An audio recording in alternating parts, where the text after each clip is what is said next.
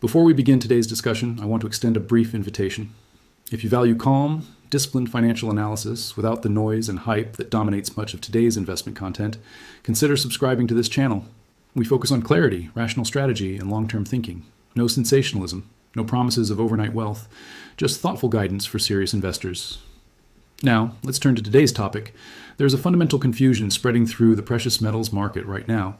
It affects both new investors and experienced holders, and it's costing people money. The confusion centers on 90% silver coins versus pure silver bullion. Most investors don't understand the critical differences. They don't grasp the implications for liquidity, premiums, and practical utility. And because of this misunderstanding, they make purchasing decisions that don't align with their actual financial goals. Today, we're going to eliminate that confusion entirely. We'll examine what 90% silver actually is, and we'll explore how it differs from standard bullion products. We'll discuss premiums, historical context, and market dynamics, and we'll provide clear, actionable guidance for both those who already hold these assets and those considering entry. This isn't about which form of silver is better. That's the wrong question. This is about understanding the distinct characteristics of each, about recognizing what role they serve in a portfolio, about making informed decisions based on your specific circumstances and objectives. Let's begin with clarity. First, we need to establish exactly what we mean by 90% silver. When investors refer to 90% silver, they're typically talking about United States coins minted before 1965. These include dimes, quarters, and half dollars that contain 90% silver and 10% copper by weight. These coins are often called junk silver or constitutional silver. The term junk simply means they have no numismatic or collectible value beyond their metal content. It's not a commentary on quality. The United States stopped minting these silver coins for circulation in 1965. The Coinage Act of 1965 eliminated silver from dimes and quarters entirely. Half dollars were reduced to 40% silver until 1970, when silver was removed completely. Why does this matter? Because these coins represent a fixed, finite supply. No more are being produced. They exist only in the quantities that survived melting, loss, and decades of attrition. Each dollar of face value in these pre-1965 coins contains approximately 0.7105 troy ounces of pure silver. A dime contains roughly 0.115 ounces. A quarter contains about 0.189 ounces. A half dollar contains approximately 0.3575 ounces. These aren't round numbers. They're not convenient measurements, and that's part of the confusion. So when you buy 90% silver, you're typically buying it in bags measured by face value. A $100 face value bag, for example, contains roughly 71.5 troy ounces of actual silver content. Now let's contrast this with standard silver bullion. Silver bullion refers to refined silver products created specifically for investment purposes. The most common form is the 1-ounce silver round or coin. These products contain 999 fine silver, meaning they're 99.9% pure. Some products are even 0.9999 fine, meaning 99.99% pure. Popular examples include American Silver Eagles, Canadian Silver Maples, Austrian Philharmonics, and generic silver rounds from private mints. These products are manufactured in standardized weights: 1 ounce, 5 ounces, 10 ounces, 100 ounces. The measurements are clean and precise. Silver bars follow the same principle. They're produced in various sizes, from 1 ounce up to 1,000-ounce commercial bars. All are refined to high purity and stamped with weight, purity, and often a serial number. The advantage here is clarity. When you buy a 1-ounce Silver Eagle, you know exactly what you're getting. 1 troy ounce of 999 fine silver. There's no calculation required. No confusion about face value versus silver content. No copper alloy to account for. This simplicity matters, especially when it comes to pricing, selling, and verifying your holdings. But simplicity alone doesn't make bullion superior. Each form of silver serves different purposes, and that's what many investors fail to grasp. Let's talk about premiums, because this is where confusion compounds. The premium is the amount you pay above the spot price of silver. It covers minting costs, distribution, dealer margins, and market demand factors. With silver bullion, premiums are typically transparent and relatively straightforward. You can compare prices across dealers easily because the products are standardized. A 1-ounce Silver Eagle, for example, might carry a premium of $4 to $8 per ounce above spot, depending on market conditions and dealer. Generic rounds might carry premiums of $2 to $4 per ounce. These premiums fluctuate with supply and demand. During periods of high retail demand, premiums expand. During quieter periods, they contract. Now consider 90% silver. The premium structure is different because the product itself is different. You're not buying a refined modern mint product. You're buying circulated coins from decades ago. Premiums on 90% silver are often lower than on modern bullion, particularly generic rounds and bars. During normal market conditions, you might pay 10% to 15% above the silver content value. But here's the critical point. That lower premium exists for specific reasons. The coins are worn, they're not uniform in condition, they require calculation to determine actual silver content. They're less liquid in some markets and more liquid in others. You're trading convenience and uniformity for potentially lower entry costs. That's not inherently good or bad. It's a trade-off you must consciously choose. Understanding the historical relationship between these two forms of silver provides essential context. For decades, 90% silver coins were the primary way average Americans accumulated silver. Before modern bullion products became widely available, these old coins were the accessible option. Coin shops stocked them. They were familiar. They were denominated in dollars, which made the psychological barrier to entry lower. The American silver eagle wasn't introduced until 1986. Before that, options for pure silver bullion were more limited for retail investors. As the modern bullion industry developed, preferences began to shift. Mints produced standardized products with guaranteed weights and purities. Quality control improved. Authentication became easier. But 90% silver never disappeared. It maintained a loyal following among certain investor groups. Why? Several reasons. Some investors value the historical connection to U.S. currency. Others appreciate the smaller denominations for potential barter scenarios. Many simply prefer the lower premiums during accumulation phases. The key insight is this. Both products have coexisted for decades. Both have survived multiple market cycles. Both have proven their viability. The question isn't which will survive or which is real silver. Both are real. Both have value. The question is which aligns with your specific strategy and circumstances. Liquidity is one of the most misunderstood aspects of this comparison. Many investors assume that modern bullion is always more liquid than 90% silver. That's not necessarily true. Liquidity depends on context, location, and market conditions. In established coin and bullion shops, both products are highly liquid. Dealers buy both regularly. They know how to price both. They have ready markets for both. In online markets, modern bullion often has an edge. It's easier to photograph, describe, and ship. The standardization makes transactions simpler. But consider a different scenario. Consider a local, peer-to-peer transaction. Consider a small business willing to accept silver as payment. Consider a barter situation. In these contexts, 90% silver coins often have advantages. They're recognizable as former U.S. currency. They're in small denominations. A few silver quarters or dimes are easier to transact with than breaking a 1-ounce bullion coin. This is why some experienced holders maintain both forms in their portfolios. They're not redundant. They serve different liquidity profiles. A collection of silver eagles might be ideal for larger transactions or sales to dealers. A bag of 90% silver might be more practical for smaller incremental needs. The mistake is assuming one form is universally more liquid. Liquidity is situational. Think through your likely scenarios and structure your holdings accordingly. Authentication is another critical differentiator. With modern bullion, particularly government-issued coins, verification is relatively straightforward. These products have specific dimensions, weights, and security features. Counterfeiters exist, but detection methods are well established. Experienced dealers use various tools: precision scales, calipers, magnet tests, specific gravity tests, and increasingly, electronic analyzers. High-quality counterfeits still occasionally appear, but the risk is manageable with proper diligence and reputable sources. 90% silver coins present a different verification profile. On one hand, they're harder to counterfeit profitably. The coins themselves have relatively low individual value. The cost and skill required to produce convincing counterfeits often exceeds the potential profit. These coins also have well-documented characteristics. Experienced dealers and collectors can often identify authentic pieces by sight and sound. The ring test, striking a coin and listening to its tone, is surprisingly effective. On the other hand, wear and circulation introduce variability. Weights can vary slightly due to decades of handling. Dates and mint marks can be worn down. Condition varies widely. This variability isn't necessarily a problem, but it requires more expertise to evaluate properly. A new investor might struggle to assess a pile of circulated silver quarters in a way they wouldn't struggle to evaluate a sealed tube of new silver eagles. The practical implication?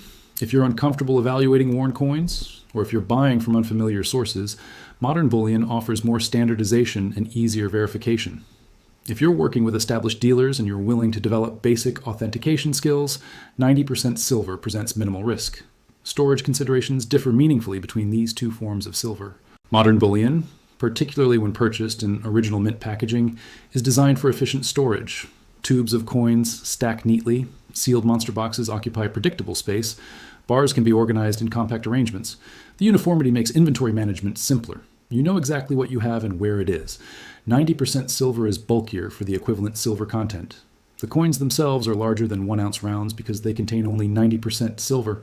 The 10% copper adds weight and volume without adding silver value. Additionally, 90% silver is often sold in bags rather than tubes or boxes. These bags can be awkward to store efficiently. They don't stack as neatly. They're heavier than they appear. For investors with limited storage space, this matters. A significant position in 90% silver requires more physical room than the equivalent position in bullion. There's also the handling consideration. Modern bullion, especially in original packaging, can be stored and moved with minimal handling of individual pieces. 90% silver coins, particularly when purchased loose, require more direct handling. This isn't about one being better.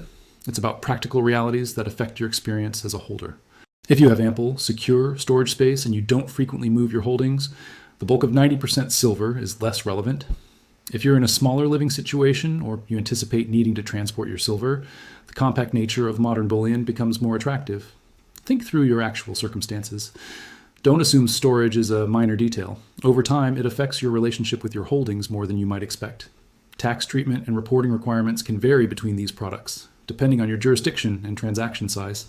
In the United States, both 90% silver coins and modern silver bullion are generally treated as collectibles for tax purposes when held by individuals. Capital gains on collectibles can be taxed at a maximum rate of 28%, which is higher than the long-term capital gains rate on many other investments. However, reporting requirements can differ. Dealers are required to report certain transactions to the IRS using Form 1099-B. The specific reporting thresholds and product categories are defined by IRS guidelines and industry standards. Here's where it gets specific. Sales of certain bullion products trigger reporting requirements when they exceed defined thresholds. For example, sales of 1,000 ounces or more of 90% silver coins generally trigger reporting. Modern bullion products have different thresholds depending on the specific item. Sales of 25 or more 1-ounce gold maple leafs, gold Krugerrands, or Mexican gold ounces trigger reporting. Silver eagles, interestingly, typically don't trigger reporting regardless of quantity, though this can vary by dealer policy. These rules are complex and subject to change. They're also not universal. Some dealers interpret guidelines differently. The key point isn't to memorize every reporting rule. The key point is to understand that reporting requirements exist, they differ by product, and they can affect your transaction strategy. If minimizing reporting is important to you, perhaps for privacy reasons, you need to understand these distinctions. If reporting isn't a concern, these differences become less relevant. And of course, regardless of reporting requirements, you remain responsible for accurately reporting your capital gains and losses on your tax returns. This isn't tax advice. Consult with a qualified tax professional familiar with precious metals before making decisions based on tax considerations. Let's address something that doesn't appear in technical comparisons, but matters enormously. Investor psychology. The form of silver you hold affects how you think about it, how you relate to it, how you react to price movements and market stress. For some investors, 90% silver coins carry a psychological weight that modern bullion doesn't. These were actual circulating currency. They were in people's pockets. They bought groceries and paid bills. That historical connection creates a different emotional relationship. Some holders feel more confident in the realness of these coins because they remember when silver quarters were common. For other investors, modern bullion feels more legitimate precisely because it's purpose-built for investment. The official government backing, the guaranteed purity, the pristine condition, these factors provide psychological comfort. Neither response is wrong, but you need to understand your own psychology. If holding well-worn coins makes you feel like you're holding real money with history, that emotional connection has value. It may help you maintain conviction during market downturns. If that same wear and tear makes you question whether you've bought real silver or just old coins, you'll be better served by modern bullion. Similarly, consider how you'll react to premiums when you sell. If you paid lower premiums for 90% silver during accumulation, you'll also likely receive lower premiums when selling. Some investors find this emotionally difficult, even though this math is consistent and fair. If you prefer the feeling of receiving full retail premiums when you sell, you might prefer modern bullion. But remember, you'll also pay those higher premiums when buying. Your strategy must align with your psychology. A technically optimal approach that causes you constant stress and second guessing is not optimal for you. Let's directly address the most common misconceptions that fuel confusion in this space. This is categorically false. 90% silver coins contain actual silver. The 10% copper alloy doesn't change the silver content. You're not being tricked or sold something of lesser value. The silver content is well documented and verifiable. Investment return is primarily driven by the silver content and the premiums paid. Over time, silver is silver. The form it takes doesn't fundamentally alter long-term performance.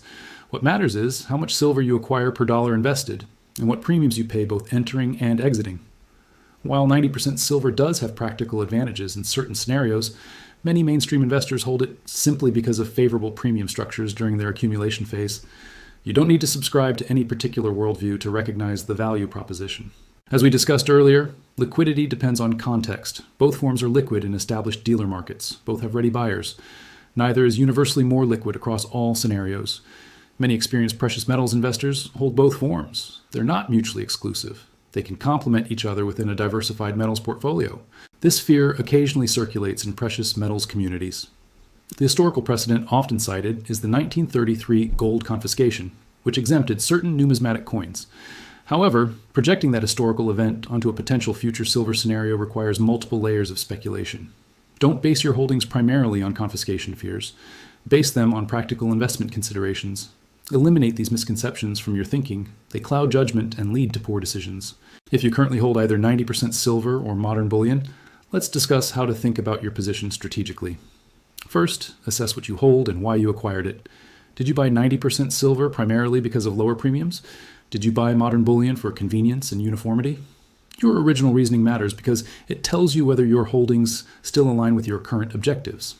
If your circumstances have changed, perhaps your storage situation is different or your liquidity needs have evolved, your optimal holding structure may have changed too. Consider your current premium position. If you bought 90% silver years ago when premiums were minimal, you may have a very favorable cost basis relative to silver content. That's valuable. Don't disrupt it without good reason. If you bought modern bullion during a period of extremely high premiums, your current position might be less favorable. You might have premium compression risk if you need to sell during a period of lower retail demand. Think about balance. If you hold exclusively one form, might there be value in diversifying to include some of the other? This doesn't mean you need to own everything. But if you hold only 90% silver, adding some modern bullion might provide beneficial liquidity options. If you hold only modern bullion, adding some 90% silver might reduce your average premium exposure. For existing holders, the most important guidance is this. Don't make reactive changes based on short-term market noise or the latest internet debate about which form is better. Your holdings have value. The silver content hasn't changed. Unless your strategy or circumstances have materially changed, the form of your silver likely doesn't need to change either. If you're going to rebalance, do it gradually and thoughtfully.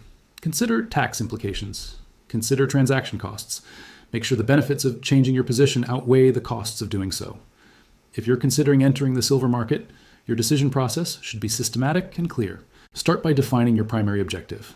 Are you accumulating silver as a long-term store of value, as portfolio insurance, as a hedge against monetary uncertainty? Your objective should guide your choice of form. If your goal is to acquire the maximum amount of silver content for your available capital, you'll naturally gravitate toward whichever form offers the lowest premiums at the time of purchase.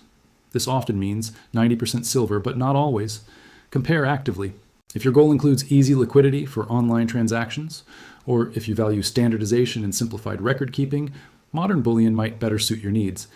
If you anticipate small incremental acquisitions over time, consider which form you can source consistently without excessive transaction costs. Some dealers specialize in 90% silver, others focus primarily on modern bullion. Consider your comfort level with evaluation and authentication. If you're new to precious metals and uncertain about verification, starting with modern bullion from reputable government mints reduces your learning curve. If you're willing to invest time in education and you have access to knowledgeable dealers, 90% silver becomes more accessible. Think about your storage situation before making large purchases. Understand the space requirements. Make sure you have adequate, secure storage appropriate for the form you're buying. For new investors, I often recommend starting with smaller positions to gain familiarity before committing larger amounts. Buy a small quantity of both forms. Handle them. Research them. Understand how they feel as actual holdings, not just as concepts. This experiential learning is valuable. It helps you make more informed decisions when you scale up. And remember, you're not locked into your initial choice forever. Your holdings can evolve as your understanding deepens and your circumstances change. Understanding premium dynamics helps you make smarter purchasing decisions over time. Premiums on both 90% silver and modern bullion fluctuate based on supply and demand factors. But the drivers of those fluctuations differ somewhat. Modern bullion premiums are heavily influenced by mint production capacity, retail demand surges, and supply chain logistics. When retail buying accelerates, often during periods of monetary concern or rising silver prices, mints struggle to meet demand. Premiums expand. During quieter periods, production catches up, inventories rebuild, and premiums contract. 90% silver premiums respond to different factors. Because the supply is fixed and finite, premiums reflect dealer inventories and collector or investor demand. When large buyers enter the market seeking quantity, premiums can spike. When dealers hold excess inventory, premiums can compress significantly. This creates opportunities for patient investors. By monitoring premium trends across both product categories, you can identify favorable entry points. During periods when modern bullion premiums are extremely elevated, as happened during the 2020 pandemic buying surge, 90% silver often represents a more cost-effective way to acquire silver content. During periods when 90% silver premiums tighten to approach modern bullion premiums, the relative advantage shifts. The key is awareness. Don't buy reflexively when prices are rising and fear is peaking. That's typically when premiums are most unfavorable.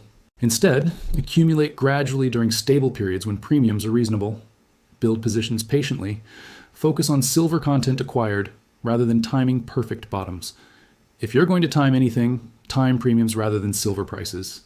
You can't predict where silver prices are heading, but you can observe when premiums are historically high or low and adjust your purchasing behavior accordingly. Let's zoom out and consider where precious metals fit in your overall financial picture. Neither 90% silver nor modern silver bullion should constitute your entire portfolio. They serve specific roles within a diversified strategy. For most investors, precious metals represent insurance, portfolio ballast, a non-correlated asset that behaves differently than stocks and bonds. The typical recommended allocation ranges from 5% to 20% of net worth, depending on individual circumstances, risk tolerance, and economic outlook. Within that allocation, the question of 90% silver versus modern bullion is a secondary consideration. The primary consideration is whether you hold precious metals at all. Once you've determined your precious metals allocation, then you can optimize the form of those holdings based on the factors we've discussed: premiums, liquidity needs, storage capabilities, and personal preferences. Don't let the form question distract you from the allocation question. Many investors spend enormous energy debating whether to buy American Eagles or 90% silver quarters, while holding no precious metals position at all. That's backwards. Get your allocation right first, then optimize the specifics. And remember, precious metals don't generate income. They don't pay dividends. They don't compound through reinvestment. Their role is preservation and insurance, not growth. Make sure the rest of your portfolio is structured to generate the returns and income you need. Precious metals should complement a productive portfolio, not replace it. Let's be direct about the specific errors that cause investors the most problems in this space. Buying precious metals in a panic during a price spike or under self-imposed time pressure almost always results in paying peak premiums. You're buying when everyone else is buying. That's when sellers have maximum pricing power. Accumulate gradually. Build positions over time. Don't try to invest your entire intended allocation in one transaction. Assuming every purchase is genuine without verification is dangerous. Whether you're buying 90% silver or modern bullion, work with established dealers. For significant purchases, consider independent verification. Don't let eagerness override diligence. Some investors become so convinced of precious metals' value that they allocate excessive portions of their wealth to physical holdings. This creates liquidity problems, opportunity cost issues, and portfolio imbalance. Maintain discipline. Stick to your allocation targets even when your conviction is high. Holding valuable assets without adequate security is reckless. Home storage requires genuine security measures, quality safes, discrete practices, and appropriate insurance. If you're not prepared to store metals securely, consider allocated storage through reputable vaults. Don't let denial of risk lead to preventable loss. Precious metals markets are filled with strong opinions, promotional content disguised as education, and recycled myths. Don't derive your strategy from anonymous forum posts or from dealers with obvious incentive to push particular products. Educate yourself independently, verify claims, think critically about motivations. Once you've made informed decisions and established positions, don't torment yourself by constantly questioning whether you should have bought the other form. This mental churning is exhausting and unproductive. You can always adjust gradually over time if your thinking evolves, but constant second-guessing leads to reactive decision-making and unnecessary transaction costs. Every time you sell one form of silver and buy another, you pay bid-ask spreads and transaction costs. These costs can be significant. Make sure any rebalancing generates sufficient benefit to overcome those costs. Many investors would be better served holding their current positions rather than churning them to chase marginally better configurations. Without clear records of your purchases, dates, quantities, prices paid, You'll have difficulty calculating cost basis for tax purposes or assessing your overall position. This is basic housekeeping, but many holders neglect it. Maintain organized records from the start. Your future self will thank you. Markets evolve.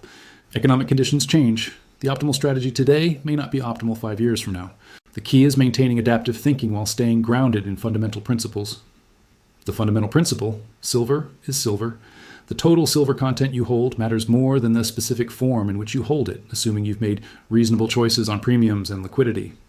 But the implementation details, which form offers better premiums, which form better suits your circumstances, these can and should evolve with conditions. Monitor the market periodically, not obsessively, not daily, but make a practice of checking in quarterly or semi-annually to understand current premium structures and supply dynamics. If you notice significant shifts, for example, if 90% silver premiums rise to match or exceed modern bullion premiums, that's information worth considering for future purchases. If you notice certain product categories experiencing unusual premium compression, that might represent an opportunity. But don't let this monitoring become a source of anxiety. You're not day trading precious metals. You're building long-term positions. The goal is informed awareness, not reactive optimization. Stay educated on broader economic and monetary trends. These ultimately drive precious metals, demand more than product-specific factors. Understanding currency debasement, inflation dynamics, and monetary policy provides context for your holdings. And remain open to learning. The precious metals market has depth and nuance. There's always more to understand. A humble, curious approach serves you better than assuming you've mastered every detail. At some point, you may need or want to convert your silver holdings back to currency. Understanding exit strategy is as important as understanding entry strategy. The decision to sell should be driven by either changing financial needs or fundamental shifts in your investment thesis. Changing needs might include requiring funds for an emergency, reallocating to other investments, taking profits after significant appreciation, or simplifying your estate. These are legitimate reasons based on your circumstances. They're not market timing attempts. Fundamental thesis shifts might include concluding that the monetary conditions that justified holding metals have normalized, or recognizing that your allocation has grown to represent an uncomfortably large portion of your portfolio due to price appreciation. What should not drive selling? Short-term price volatility, panic during market corrections, or simply growing impatient with metals performance. When you do sell, consider the form of your holdings in relation to your selling scenario. If you're selling large quantities to a dealer, both 90% silver and modern bullion are equally liquid. The dealer will calculate based on silver content and current premiums. The form matters less than the amount. If you're selling smaller quantities incrementally, or selling to other individual investors, modern bullion in popular formats often transacts more easily. Consider selling in phases if you hold substantial positions. Don't liquidate everything simultaneously unless you have compelling reason. Selling gradually provides some natural premium averaging and reduces the chance of selling at a particularly unfavorable moment. And remember, selling doesn't have to be all or nothing. You can sell a portion of your holdings while maintaining a core position. This allows you to realize some gains or meet some needs while preserving your basic allocation. The key is making selling decisions as deliberately as you made purchasing decisions, not reactively, not emotionally, strategically. We've covered substantial ground. Let's crystallize the essential insights. The confusion between 90% silver and modern bullion stems from comparing products that serve similar but not identical purposes. They're related but distinct. 90% silver coins offer historical connection, often lower premiums, smaller practical denominations, and a fixed supply. They require more calculation, occupy more space per ounce of silver content, and present a less standardized package. Modern silver bullion offers precise weights, high purity, standardized formats, and easier verification. It typically carries higher premiums and lacks the historical currency connection some investors value. Neither is universally superior. Each has appropriate use cases. Your choice should reflect your specific goals, circumstances, storage capabilities, comfort with evaluation, and liquidity needs. For most investors, the ideal approach includes room for both. A core position in whichever form offers better value at the time of purchase, perhaps supplemented by some holdings in the other form for flexibility. What matters most is that you hold silver at all, assuming it aligns with your overall strategy. What matters next is that you acquire it at reasonable premiums relative to silver content. The specific form is a tertiary consideration. Don't let perfect be the enemy of good. Don't let theoretical optimization prevent you from taking practical action. If you find yourself paralyzed by trying to determine the absolute best option, you're overthinking. Make a reasonable choice based on current conditions and move forward. You can always adjust gradually over time as you gain experience and as market conditions evolve. The goal isn't to optimize every detail perfectly. The goal is to build a position that serves its intended purpose in your portfolio while avoiding costly mistakes. Focus on substance over form. Focus on silver content over packaging. Focus on long-term strategy over short-term optimization. Throughout this discussion, we've emphasized rational analysis over emotional reaction. Let's reinforce why that matters. Precious metals markets attract emotional thinking. They touch on deep concerns about monetary stability, government competence, and financial security. These concerns are valid, but they can overwhelm rational decision-making if you're not careful. When you approach the question of 90% silver versus modern bullion with anxiety or urgency, you're more likely to make suboptimal choices. You're more susceptible to marketing that plays on your fears. Discipline means stepping back, taking time, evaluating options calmly. Discipline means acknowledging that you don't need to resolve every question immediately. You can buy a small position, live with it for a while, and assess how you feel before committing more capital. Discipline means accepting that you won't achieve perfection. You'll sometimes buy when premiums are higher than they could have been. You'll sometimes hold through periods of flat or declining prices. That's inevitable. The alternative to discipline isn't success. The alternative is emotional churning, excessive transaction costs, and decisions you'll regret when your perspective clears. Whatever you decide about the form of silver you hold, make that decision from a centered, clear-minded state. Not during a market panic. Not immediately after watching alarming content. Not when you're feeling pressure to act. Your best decisions come from calm reflection, not urgent reaction. You now understand the meaningful differences between 90% silver and modern silver bullion. You understand premium structures, liquidity considerations, verification processes, and storage realities. You understand common misconceptions and critical mistakes to avoid. Most importantly, you understand that this question doesn't have a single universal answer. Your answer depends on your specific circumstances, goals, and preferences. That's empowering, because it means you can make informed decisions appropriate for you, rather than blindly following generic advice. This knowledge doesn't guarantee investment success. No knowledge can do that. Markets are uncertain, prices fluctuate, economic conditions evolve in unpredictable ways. But this knowledge does position you to make rational choices, to avoid confusion and costly errors, to build positions that align with your actual needs rather than marketing hype or internet mythology. Take that understanding forward. Apply it thoughtfully. Revisit these concepts periodically as your experience grows. Remember that investing in precious metals is ultimately about long-term preparation and portfolio diversification. It's about building positions you can maintain through various market environments and economic conditions. It's not about chasing the perfect product or timing the perfect moment. It's about steady, disciplined accumulation at reasonable valuations and maintaining appropriate allocations within a balanced portfolio.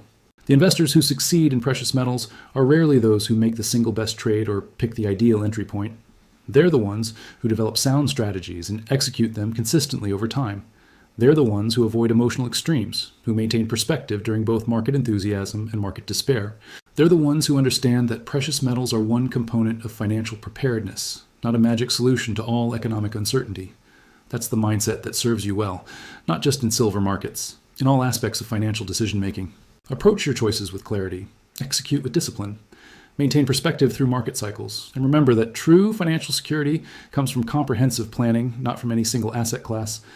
The confusion between 90% silver and bullion is now behind you. You have the framework to think clearly about these choices. Use it well.